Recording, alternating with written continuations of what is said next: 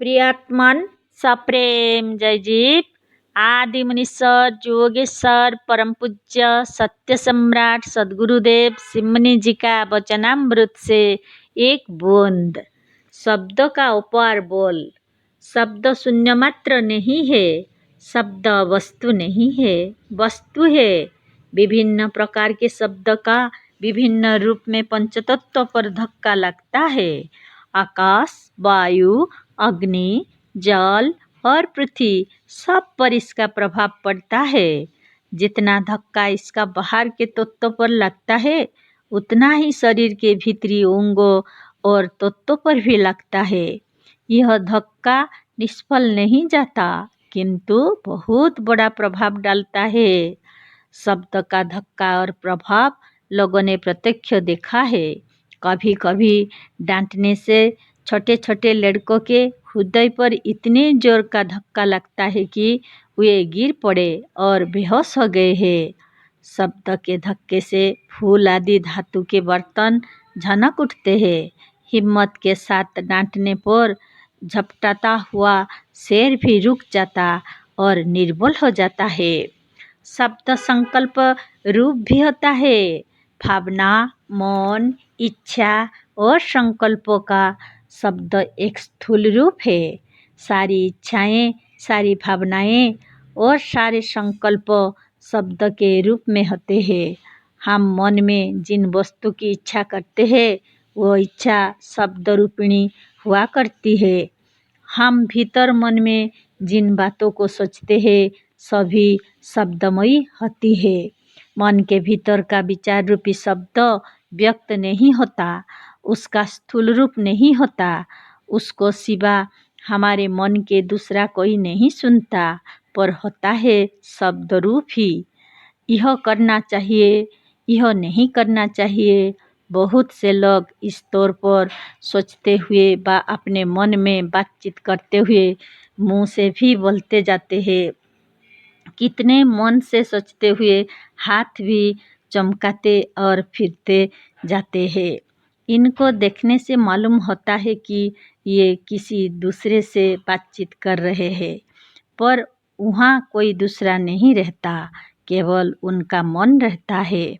कितने मन में बहुत बड़ा बड़ा व्याख्यान दे जाते हैं, कितने सोचते सोचते जोर से चिल्ला उठते हैं। बात यह है कि चाहे आप सुन ना सके, चाहे वे वक्त ना हो, चाहे मुंह पर ना आ जाए, पर सारी इच्छाएं, सारे संकल्प और सारे विचार शब्दरूप होते हैं। हृदय में कोई ऐसी इच्छा नहीं होती जिसमें शब्द ना हो। मन, इच्छा, विचार और भावना शब्दरूप है। हम भावना और विश्वास की अपार शक्ति पर कई बार लिख चुके हैं, और ये भावनाएं और विश्वास शब्दरूप होते हैं। अतः भावना और विश्वास में जो बल है, जो उसका अद्भुत चमत्कार है, वह सब शब्दों का है। शब्द इच्छा और मन रूप होता है। मन चेतन है, चेतनता आत्मा का गुण है और आत्मा ब्रह्म है। अतः शब्द भी ब्रह्म है, यह स्पष्ट सिद्ध होता है। शब्द भी ब्रह्म है, यह भी ठीक नहीं है, किंतु वास्तविक बात यह है कि शब्द ही ब्रह्म है और ब्रह्म ही शब्द है। ब्रह्म चेतन है, चेतन में इच्छा, भावना या विचार अवश्य होता है। भावना, इच्छा व विचार शब्दरूप होते हैं, अतः ये सभी ब्रह्म स्वरूप है। आत्मा मनमय होती है और मन शब्दमय होता है। ब्रह्म का स्थूल रूप आत्मा, आत्मा का स्थूल रूप मन और मन का स्थूल रूप शब्द होता है। स्थूलता वास्तविकता में फर्क नहीं डालती। स्थूल शब्द समझने के लिए बीच में डाल दिया गया है। वास्तव में ब्रह्म, आत्मा, मन और शब्द सब एक है। जो शक्ति ब्रह्म में है, वही शब्दों में है। आप अपने शब्दों का निर्बल ख्याल करते हैं उसे सर्वशक्तिमान नहीं समझते। इसी से यह निर्बल हो रहा है। आप विश्वास के साथ कहिए, शब्द का बल समझ कर कहिए, यह जानकर कहिए कि यह ब्रह्म स्वरूप है, अवश्य पूरा होगा। आपका आशीर्वाद निरर्थक नहीं हो सकता, पर जो कुछ कहिए शब्द की शक्ति पर विश्वास करके कहिए। एक अहम बहुश्याम। वेद में कहा है कि उसने इच्छा किया कि मैं एक से अनेक हो जाऊं और इसी से सारा संसार उत्पन्न हो गया। ब्रह्मा ने वेद के अनुसार सृष्टि के आदि में कहा था कि मैं एक हूँ, अनेक हो जाऊं, बस सारे संसार की उत्पत्ति हो गई। इंजिल में भी कहा है कि आदि में वचन था और वचन में सब कुछ हुआ। अब भी जो कुछ हो रहा है उसके कारण शब्द ही है। किसी कार्य को लीजिए, उसका कारण शब्द ही है। संसार की बड़ी बड़ी लड़ाइयाँ शब्द ही के कारण हुई है। सुलह भी शब्द ने ही किया। प्रेम और विरोध सबका कारण शब्द है। बिना इच्छा के कुछ नहीं होता और इच्छा स्वयं शब्दों में हुआ करती है। इच्छा का प्रत्यक्ष रूप शब्द है।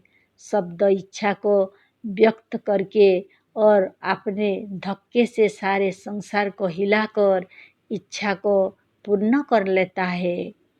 पानी की इच्छा हुई कि वह शब्द के रूप में मुंह से निकल पड़ी। बस निकलते ही नौकर ने पानी उपस्थित किया। मुंह में पहले पानी शब्द आया और बाद को पानी स्वयं आ पहुंचा। सच्ची बात यह है कि इच्छा स्वयं अर्थरूप है। जिसकी आप इच्छा करते हैं उसके मिलने में जरा भी संदेह नहीं है।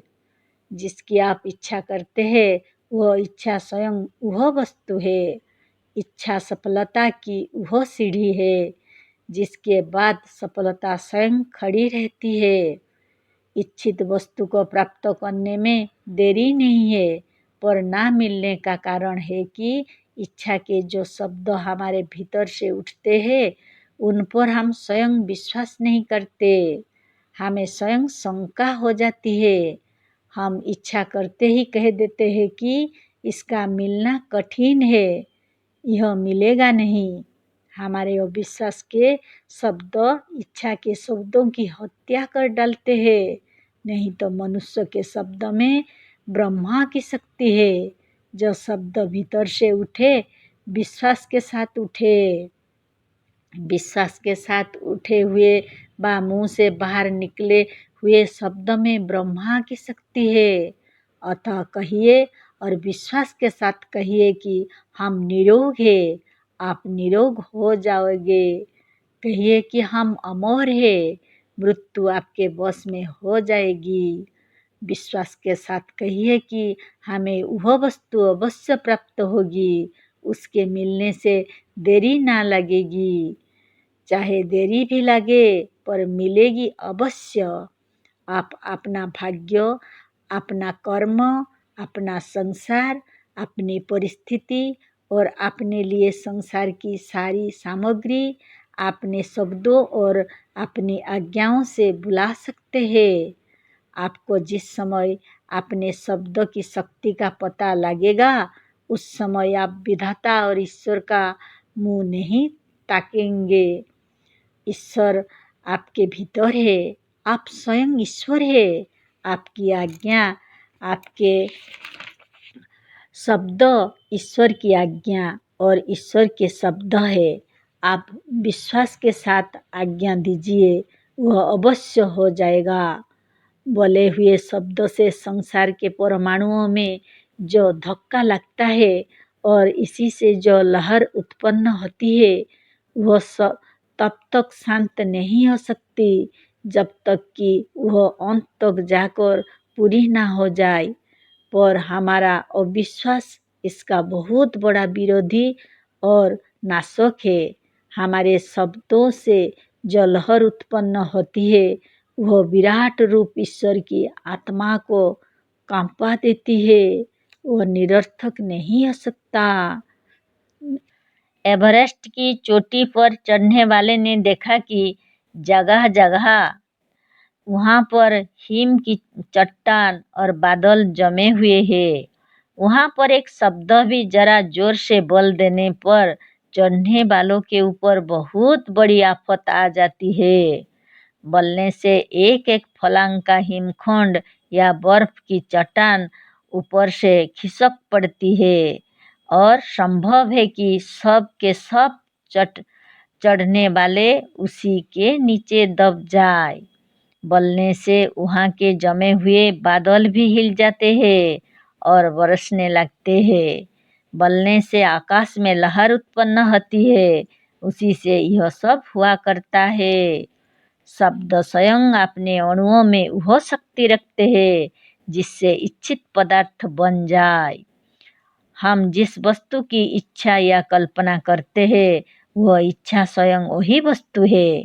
मन, इच्छा व वस्तु हमारी कल्पना से बाहर नहीं है। कल्पना से सपनों में सारा संसार बन जाता है। सपन में मन द्वारा बिना रोड़े के सड़क पिट जाती, बिना वृक्षों के बाग लग जाता और हजारों मकान तैयार हो जाते हैं। मन स्वयं वस्तु रूप और संसार रूप है। यह संसार की सारी चीज़ों को बात की बात में बना सकता है। समाधि के समय इच्छा का अद्भुत चमत्कार क्षण क्षण में प्रत्यक्ष देखने में आता है। जोगी ने इच्छा किया नहीं है कि वह बना नहीं। समाधि के समय जोगी जिस वस्तु की इच्छा करता है वह वस्तु उसी समय बनकर तैयार हो जाती है। स्थूल संसार भी स्वप्न के समान मनमय और कल्पनामय है। स्वप्न की सृष्टि और जागृत अवस्था की सृष्टि में कुछ भेद अवश्य है, पर मन और कल्पना का प्रभाव स्वतंत्र है।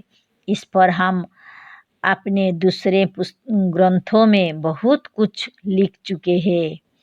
प्लेग की कल्पना होते ही, प्लेग से भयभीत होते ही जोर और गिल्टी दिखलाई देने लगती है। यदि कल्पना से जोर बढ़ जाता है तो क्या कल्पना से उतर नहीं सकता? यदि हमारा यह विचार, यह भय कि ऐसा ना हो कि हमें गिल्टी हो जाए, गिल्टी उत्पन्न कर सकता है, तो क्या हमारी निर्भयता और हमारा यह विचार कि हमारे गिल्टी नहीं हो सकती व हमारी गिल्टी अभी अच्छी हो जाएगी, क्या हमारा कल्याण नहीं कर सकता? हमारी इच्छा में, हमारे कल्पना में या हमारे शब्दों में बनाने और बिगाड़ने की पूरी शक्ति है। यथा मनसा मनुते तथा वाचा वदति। जैसा मन में विचार करता है वैसा ही वचन में बोलता है। मनुष्य अधिकतर कुछ ना कुछ मनन किया करता है। इसका मतलब यह हुआ कि मनुष्य भीतर अपने मन में अपने मन से बातचीत किया करता है, कुछ ना कुछ बोला करता है। देखने में आया है कि इन अव्यक्त शब्दों का प्रभाव शरीर पर पड़ता जाता है। मनुष्य के मनन करते हुए चेहरे का उतार चढ़ाव और रंग इस प्रकार से बदलता है कि बिना बोले ही जोगी, अभ्यासी व इस विद्या को जानने वाले बतला देते हैं कि यह मनुष्य अमुक बात सोच रहा है। भावनाओं के अनुसार मुख की आकृति और वर्ण बदल जाता है।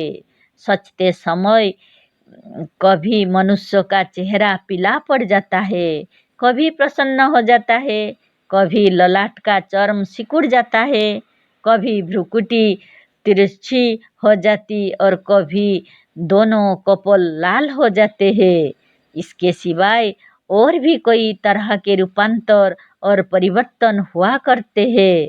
इन रूपांतरों को देखकर किसी के भीतर का भाव या मन का विचार जान लेना कठिन नहीं है। पूर्वोक्त बातों से यह सिद्ध होता है कि हमारे प्रत्येक शब्द का और प्रत्येक विचार का हमारे शरीर पर अद्भुत प्रभाव पड़ता है अतः आपको अपने शरीर का जो अंग जिस प्रकार का बनाना हो उसे आप अपनी आज्ञा से बना सकते हैं। आप नित्य उठकर अपने शरीर को आज्ञा दीजिए कि हमारे शरीर का अमुक अंग ठीक हो जाए। इस आज्ञा का आपके इस वाक्य और शब्दों का प्रभाव कुछ दिनों में प्रत्यक्ष देखने में आवेगा। जिस अंग के लिए आप जो आज्ञा देंगे वह अवश्य पूरा होगा। मनुष्य के शब्दों में रचना करने की विधाता की पूरी शक्ति है। यदि कोई मनुष्य दरिद्र है तो उसे नित्य उठकर कहना चाहिए कि हमारी दरिद्रता मिट जाए, हम धनी हो जाएं। यह भी सोचना चाहिए कि हम धनी हो गए और हमारे चारों तरफ रुपया और सोना चांदी पड़ा हुआ है, सब सिंदूक रुपयों से भरी है।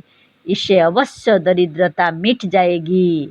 यदि किसी का दिमाग ठीक नहीं है तो उसे अपने दिमाग को आज्ञा देनी चाहिए कि ठीक हो जा।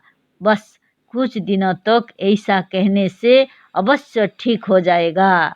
यदि किसी को जिन्न रोग है, यदि किसी के पेट की अग्नि ठीक नहीं है तो पेट पर हाथ फेर कर नित्य पेट को आज्ञा देनी चाहिए कि ठीक हो जा। पेट ठीक हो जाएगा। आपके शरीर का रचयिता कोई दूसरा नहीं है, आप स्वयं अपने शरीर के रचयिता है।